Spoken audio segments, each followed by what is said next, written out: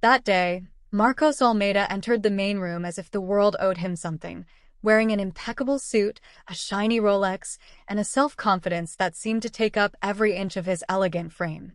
At almost 2 meters tall, he seemed oblivious to the real dynamics of the company. "You can call me Marcos," he announced with a smile that didn't reach his eyes, adding, "I like agility, speed, and efficiency. We're going to do great things from now on." A brief silence hung in the air, broken by a hesitant applause, typical of corporate meetings and school presentations. I watched the scene with my arms crossed. At Celestia Tech, I had been there for almost 9 years, having survived 2 CEOs, for restructurings and an acquisition. I knew the rules of the game, but Marcos was about to give me a lesson. The first week was a whirlwind. Our project review meetings were summarily canceled and replaced by meetings on vision strategy. On Thursday, 3 mid-level managers were let go, 2 of them via email. Marcos then began implementing changes to our core software, completely ignoring the system architecture, which, by the way, I had developed 6 years earlier after a disastrous acquisition had nearly bankrupted us. In that time, I had designed a new back-end infrastructure, streamlined, secure, and scalable. And more than that, I had patented the system in my name, a protective measure encouraged by the previous CEO, who told me, "Anita, if you leave, we will beg you to come back." This clause was clearly in my employment contract, another one that most executives never bother to read. But Marcos was clearly no exception. By the second week, the subtlety had given way to disdain. Marcos began referring to me as technical lead instead of my actual title of Director of Systems Architecture, a small insult, but a telling one. He avoided my gaze in meetings, interrupted me constantly, and praised junior staff for ideas I had already presented. The classic power playbook: demean, discredit, dismiss. I kept my composure, as always, but began documenting every detail. And then Friday morning arrived. Marcos appeared in the doorway of my office, leaning against the frame like an actor in a low-budget corporate drama, and blurted out, "Anita, can we talk?" I pointed to the chair across from me, but he remained standing. "I'll be blunt," he said, in that tone men use when they believe honesty is a favor. "You've been here a long time, maybe too long. Things are changing, and we need people who move at a different pace." I arched an eyebrow, waiting for the inevitable conclusion. "I mean, we're going to fire you immediately. We've decided your position is redundant. You'll get a severance package, of course. HR has the paperwork." That rehearsed, smug speech almost made me laugh. Instead, I sat back in my chair and stared at him, really. He had no idea. He had no idea what I owned. He had no idea what that single line in my contract meant. He had no idea that without me, without my explicit written consent, the company could not legally continue using the system that ran 82% of its operations. But I didn't say any of that. I just smiled. A calm, polite, deliberate smile. "Understood," I said, standing up to extend my hand. He didn't shake it, just brushed it, turning away as if he were done with me. As he left, he threw one last comment over his shoulder. "I'm not spending a dime on an incompetent employee who peaked 5 years ago." My smile didn't even waver. "Good luck, Marcos." He hesitated at the door, probably confused by my calm, and then he was gone. I packed my things slowly, methodically. A few personal items, a plant that had somehow survived 5 years, a flash drive with nothing but photos from the last off-site team meeting. As I walked through the open-plan office, a few heads turned, a few glances averted in embarrassment, a few gave me small nods of condolence. No one said anything. That was how fear spread in places like this, silently. By the time I got to my car, my hands were shaking, not from sadness, but from pure adrenaline. I didn't feel angry yet, just intense curiosity about how long it would take for them to realize what they'd done. I already knew the answer. Monday. The weekend dragged on like a slowly building storm, quiet, heavy, and charged with static electricity. I didn't tell anyone about the layoff. Not my sister, who always said I worked too hard. Not my best friend, who was sure to show up with red wine and a 5-step revenge plan. And definitely not my ex-husband, who once called me too intense and married to my job. I needed silence, space, perspective. On Friday night, I took a long walk around town, past quiet cafes and closed bookstores, letting the cool night air dull the sting of betrayal. I wasn't mourning the job, but the insult, the ignorance, the idea that someone who had never written a line of code could walk in, dismiss years of effort and sacrifice, and declare me redundant. By Saturday morning, I was ready to act. I pulled the contract from my files. It was all there in black and white. The patent listed in my name, the revised and notarized clause, a carefully worded section granting me full rights to the architectural system I had built. Celestia Tech had a licensing agreement for its use, which required my explicit participation in renewal, updates, or escalation. And that agreement was up for renewal on Monday. I chuckled. Not because it was funny, but because the timing was poetically perfect. At 3 p.m., I sent an email to Celestia Tech's legal department. Not from my old corporate account, which had since been deactivated, but from my personal address. The subject line was simple: Notice of expiration of intellectual property use, immediate attention required. I kept the message matter-of-fact, calm, and without a hint of drama. Just a reminder that according to our licensing agreement, your right to use the system would expire at midnight on Sunday unless renegotiated directly with me, the patent holder. Failure to do so would constitute a violation of intellectual property law, and continued use after that would result in legal consequences.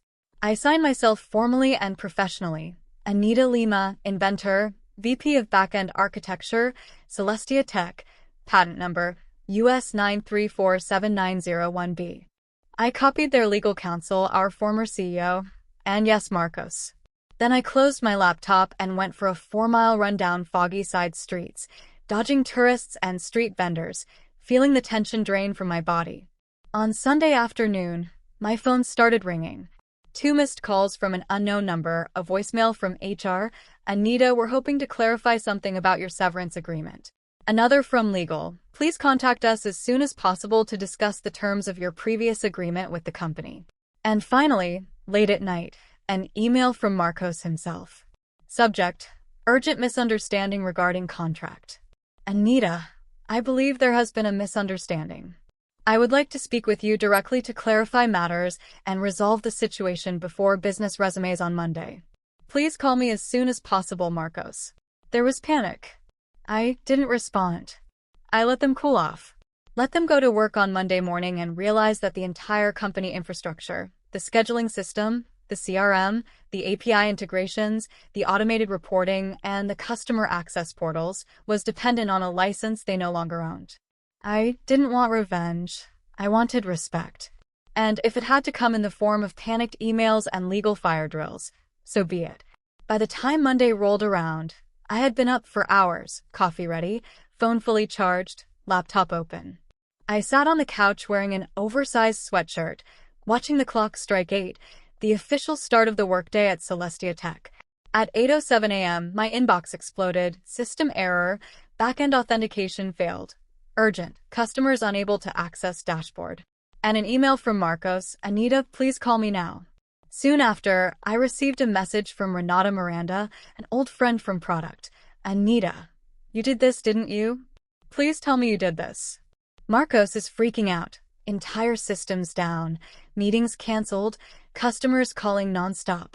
The board has been informed. I smiled. Not out of malice, but out of clarity. This wasn't sabotage.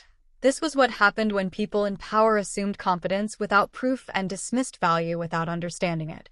At 8:31 a.m., my phone rang. This time I answered. Anita. Marcos's voice boomed over the speaker, a forced calm overcoming the utter panic. We need to talk.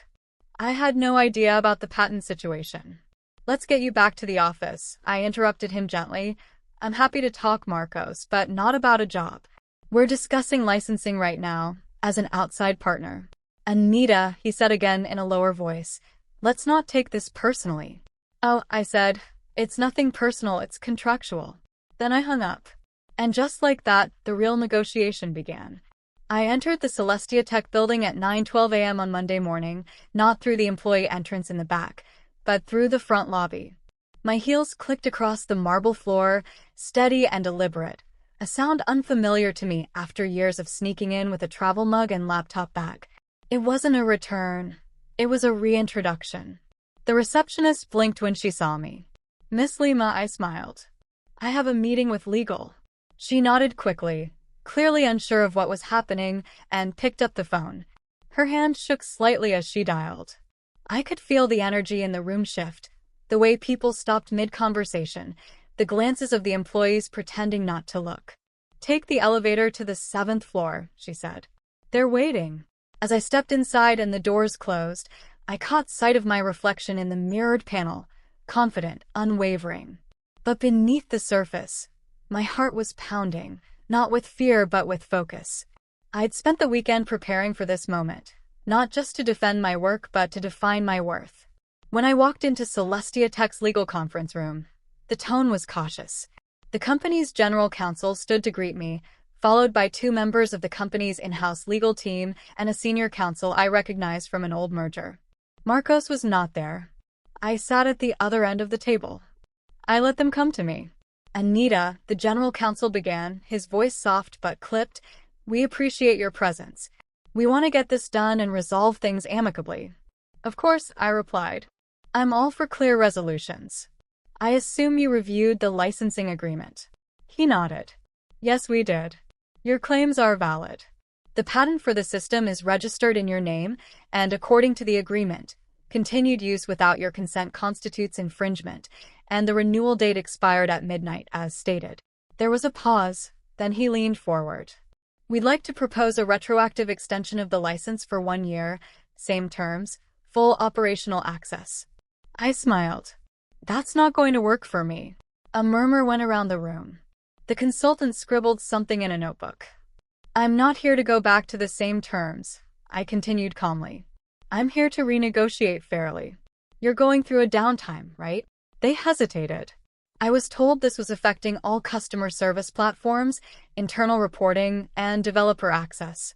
The general counsel finally nodded. "Yes. So let's talk numbers," I said. "I want 1.2 million Brazilian reals for the next 12 months, renewable quarterly, non-exclusive, full system support from me directly or a consulting team I approve, and a public acknowledgement of the patent in the company's documentation." This wasn't a bluff. It was a market-aligned price based on the system's reach and impact. The silence in the room told me they hadn't expected me to come prepared. Not like this. One of the legal associates cleared her throat. "That's a significant increase." "It's a reflection of value," I interrupted, "something this company has forgotten how to measure." The general counsel leaned back in his chair. "We need to bring this up with the board." "I'll wait," I said simply. "But just so you know, every hour of delay affects client confidence, your reputation, the trajectory of your stock. I would recommend acting quickly." They didn't argue. At 10:30 a.m., as I waited outside the conference room with a bottle of water and my phone on silent, I spotted Marcos pacing the hallway just behind the glass. He hadn't seen me yet. When he finally did, his expression froze, then changed, first to confusion, then to something else, recognition. He walked toward me, his steps slower than usual, controlled. "Anita," he said, his voice forced into civility, "I didn't expect you to come in person." "No, Marcos," I replied calmly. "You didn't expect much, I guess." "This has gone too far," he began, hands in his pockets, trying to sound casual. "We should have talked about this before the lawyers got involved. I mean, before you fired me." I arched an eyebrow. "Was that decision based on incomplete information?" "No, stand up, that decision was based on ego, and now you're dealing with the consequences." He opened his mouth again, but I didn't give him a chance. "I'm not mad, Marcos. I'm just tired of being taken for granted. I've documented everything. The patent, the licensing terms, your email terminating me without cause. I'm not here to argue. I'm here to negotiate. If you want to save this deal, and maybe your job, let legal do their job." His jaw tightened. I walked past him and back into the conference room. "Oh," I said, turning, "good luck." That word again. Luck. Something I'd never needed. By noon, the conference room was full again. Only this time the energy was different, more united, more intense. The board hadn't signed on, but I could feel their presence hovering behind every word the legal team said. The stakes had changed. What had once been a miscommunication was now a legal crisis with operational consequences and shareholder implications. I didn't hesitate. The general counsel sat directly across from me, looking less polished than before, tie loosened, jaw clenched. "We've reviewed your proposal," he began thoughtfully, "and while we think the terms are aggressive, accurate," I corrected him. He paused and nodded. "Accurate. We are prepared to accept the licensing fee, with one caveat, a 6-month contract, renewable quarterly, as you suggested. Public acknowledgement. We prefer to express it as technical collaboration rather than full patent credit." I leaned forward. "No." His eyebrows rose. "Excuse me. I want this stated clearly and publicly. System designed and patented by Anita Lima. No beating around the bush. No flowery language. The company has worked with my architecture for 6 years, and you have all benefited from it. I am not going to leave without a name so that Marcos can save face." The room went silent. The clerk on the left glanced at her notes but said nothing. The consultant scribbled something again. The general counsel adjusted his glasses. "We will take this to the board." "Do so." I stood and picked up my briefcase. "And while we are on the subject, I recommend transparency. The SEC does not tolerate unreported licensing conflicts that affect system functionality." That hit home because this is the game no one likes to admit in public. How a single system failure, especially due to misuse of intellectual property, can shake investor confidence, trigger audits, or worse, lead to threats of delisting. I knew their playbook better than they thought, and now I had mine.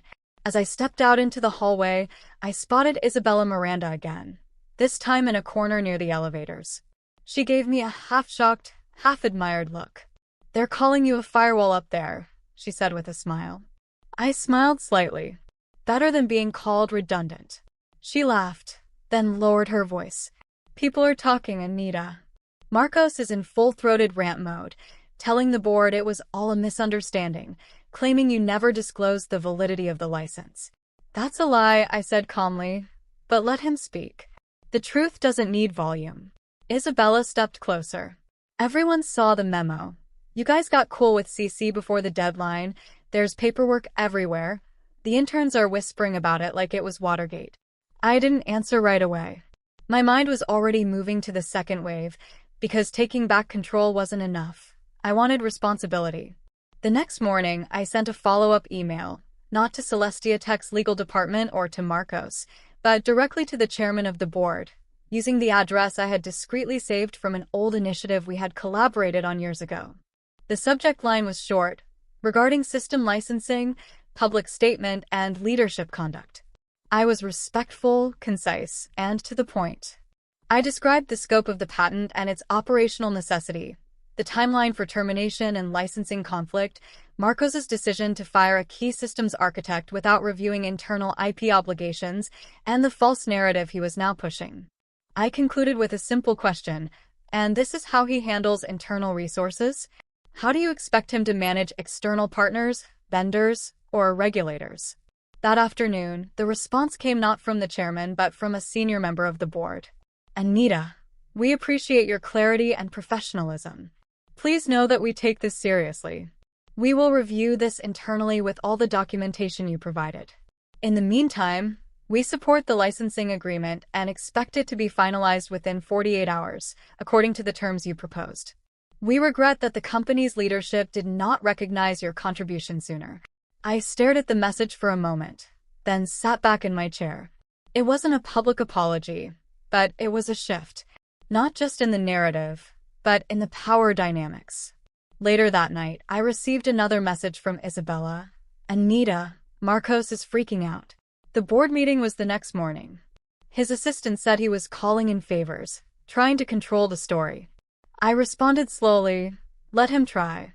I have the truth and a paper trail longer than his resume."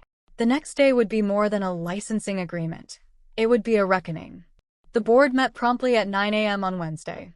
By 9:23 a.m., I was already connected, not by Marcos or by legal, but by the chairman of the board himself. The email was brief, but the tone was clear. "Please join us for a closed session at 11 a.m. Your input will be valuable to the ongoing discussion." That word again, valuable. 2 weeks ago, I was incompetent. Now I was valuable. The irony would have been funny if it weren't so revealing. At 10:58 a.m., I walked into the executive boardroom on the top floor of the Celestia Tech building, a room I had only entered once before years ago, when I was presenting a system upgrade roadmap to the previous CEO. Back then, I had stood in a corner unnoticed. Today, I walked straight to the chair reserved for me, without hesitation. Marcos was already sitting on the other side, arms crossed, his phone face down on the table like a prop he couldn't touch. His tie was impeccable, his smile practiced, but the concern in his eyes was not faked. The board chair formally opened the session and turned to me. "Anita, thank you for participating. We have reviewed the licensing terms and your documentation. We would like to hear your perspective briefly before we deliberate." Sure, I agreed. I stood up, unfolded my notes, but did not read them. Instead, I looked each board member in the eye and said, "Leadership is not about control. It is about clarity, about knowing the systems that drive your company, technical or human. When a new executive comes into a system he does not understand, he has two choices: listen or bully." Marcos chose the latter. Marcos shifted in his chair but did not interrupt. He called me incompetent, fired me without a review, and ignored the legal implications of the infrastructure he depended on to keep the company running.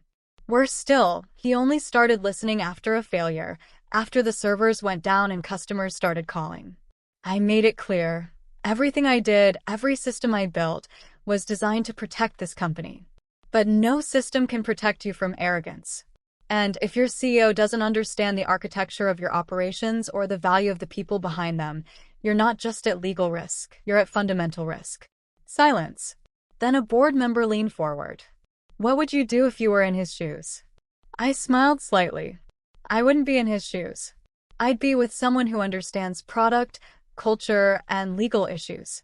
I'd build a leadership model that values collaboration over control, and I wouldn't wait for a lawsuit to start respecting the people who keep this place going. There was a pause. Then the chairman cleared his throat. "Thank you, Anita. You can wait outside while we deliberate." I stood up, waved to each of them, and left the room. 10 minutes later, I heard raised voices through the wall. Not mine, but Marcos's. He was flailing, evading, blaming legal, the CEO, even HR. This was his last gambit, shifting blame until it evaporated. But this time it didn't work. At 11:47 a.m., the chairman of the board left. "Anita, we have concluded our session. We would like to speak with you again in private." I followed him back inside. This time Marcos was gone. The chairman sat down and folded his hands on the table. "Effective immediately," he said, "Marcos Almeida has been placed on administrative leave pending formal review. We will issue a revised statement to the staff, clarifying the situation and publicly acknowledging his contribution to Celestia Tech's infrastructure and recovery."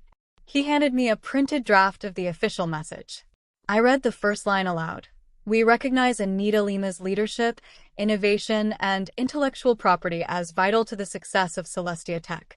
That hit me harder than I expected, not because I needed the recognition, but because I knew how many women in technology never got it. "How would you like to proceed?" the president asked. "I've already agreed to the licensing," I said, "but I'd also like to offer short-term consulting with no full-time pay. I want autonomy, and I want to help you build safeguards so this never happens to anyone else."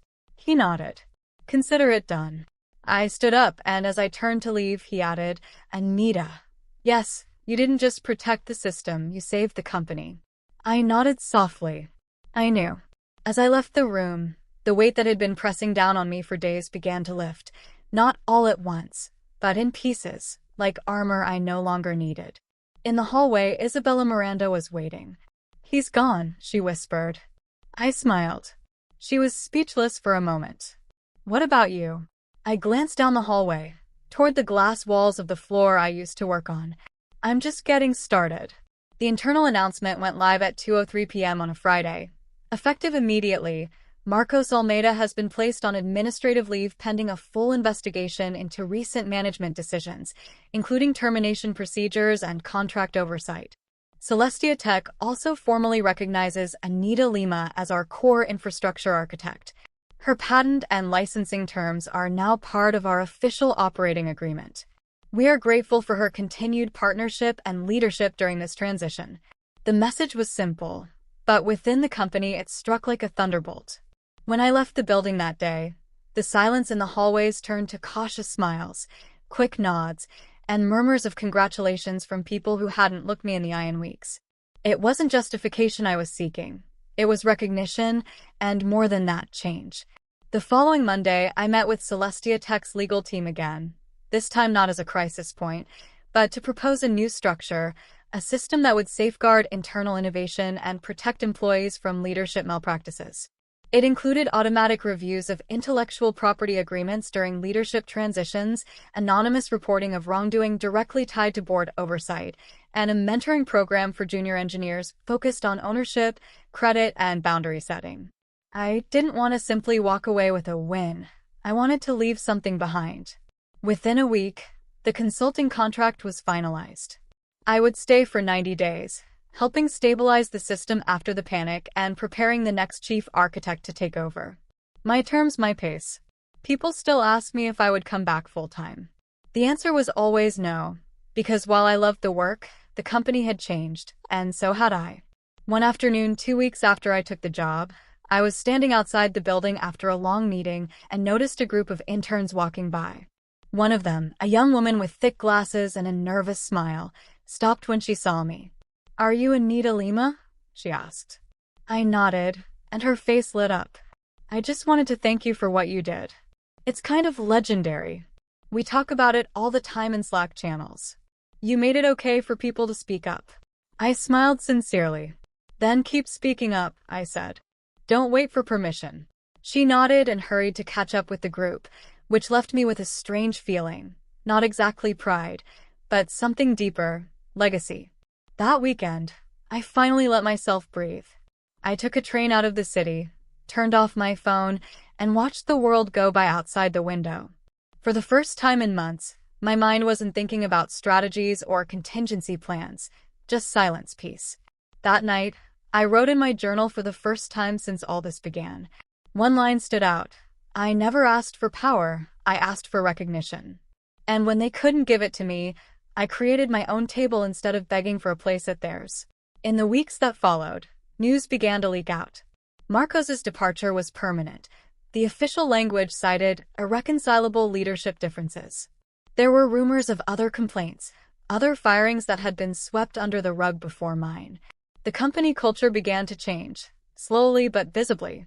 Exit interviews were being restructured. Internal training now included intellectual property awareness, and for the first time, credit was being built into engineering milestones. Some executives tried to rewrite history. "Anita has always been part of the team," one said on a panel. "We've always valued her expertise." I didn't correct them, I didn't need to. The important people knew the truth. So did the code. The architecture I had built still held up, and my name was finally where it belonged. In the system, in the credits, and in history. Months later, I received a handwritten letter from the chairman of the board. "Anita, you have changed the way we think about leadership by not fighting, but standing firm. Thank you for showing us what true authority looks like." Elias. I tucked it away in the same drawer where I kept my termination papers, a reminder of where I started and where I refused to end. Today, I run my own consulting firm. I work with companies that seek more than flashy leadership. They seek sustainable systems and empowered people. I choose my clients carefully, set my own boundaries, and never sign anything without reading the fine print. Because at the end of the day, this story wasn't about revenge. It was about value, visibility, and the quiet, steadfast strength of someone who refused to disappear when the system tried to erase her. So to anyone who has ever been underestimated, overlooked, or labeled difficult simply because they knew their worth, here's my advice. You're on the right track. You need to recognize your worth, and the world will too. No matter how many opportunists appear along the way, you are able to show the truth to everyone and overcome any lie. What would you have done in Anita's place? Tell us in the comments. We would love to hear your opinion. If you liked this story, like and share this video and subscribe to the channel for more stories of overcoming like this.